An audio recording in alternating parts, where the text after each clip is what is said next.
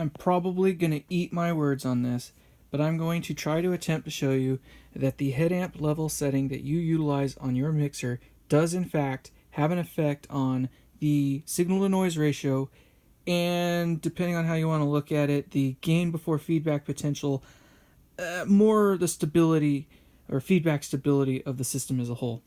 I am utilizing the cheapest mixer in my arsenal, a wonderful Behringer PMP 3000. I call it my little money maker. I like this thing. What can I say? Let's go ahead and get this thing going here. I'm going to go ahead and plug in the microphone here.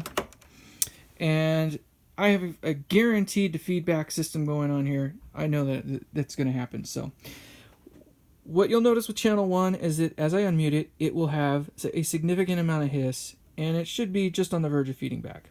So let's go ahead and do that.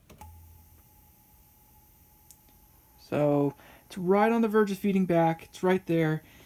Stable enough. You can hear the hiss for sure. Off. On. So, whatever. Moving on. Channel 2. Set up in the normal, conventional manner in which you're supposed to, the textbook way of setting up the mixer. It's right on the verge of feedback. I have some adjustability. I can bring it up just an ever so slight bit. And there it goes. And, right in there is pretty close. Bring it down just a little bit more. Yeah, right in there. All right, stable enough.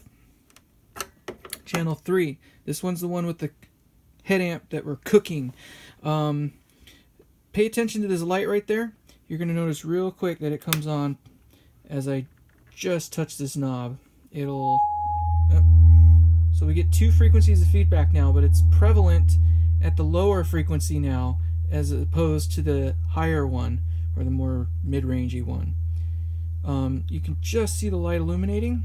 I'm going to PFL this, and you can see the low-end feedback there. I am going to dial this out. That's where it's clean at. Obviously, a hair trigger. There is almost zero adjustability. It's either kind of off or on with the feedback, but there's just very little stability. Once it starts to go, it just runs. So there's that. So we're going to unplug the microphone, and now we're going to plug in the tone signal. It's just a 1 kilohertz tone, just to get an idea of the relative levels between the 3 channels. So let's go ahead and bring it into 70, 75. Okay, channel 2. Try to keep this on frame. 76.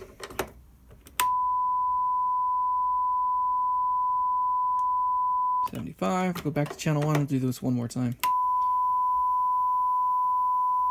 75.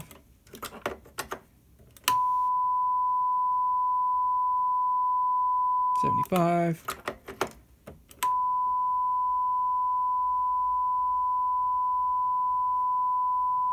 A little lower, about 74, 75, right in there.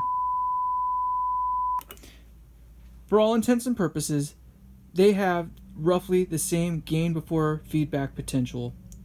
But what is very different between them is that channel 1 definitely has much more hiss and noise. You can hear it just by turning the channel on and off. Channel 2 is very clean, very ideal. No hiss whatsoever. It's fine. Channel 3 is just a hair trigger.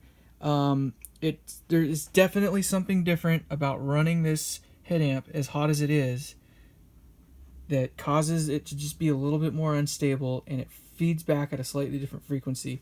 You might say, well, why not adjust the master send so that way you can utilize more range out of this? Maybe that's it. I don't think that matters.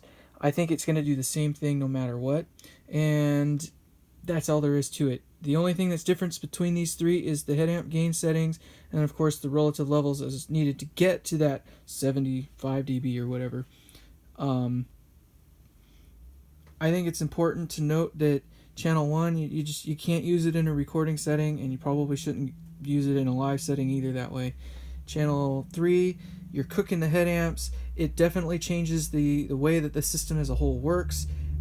It's not as good as number 2, which is set up in the more ideal way.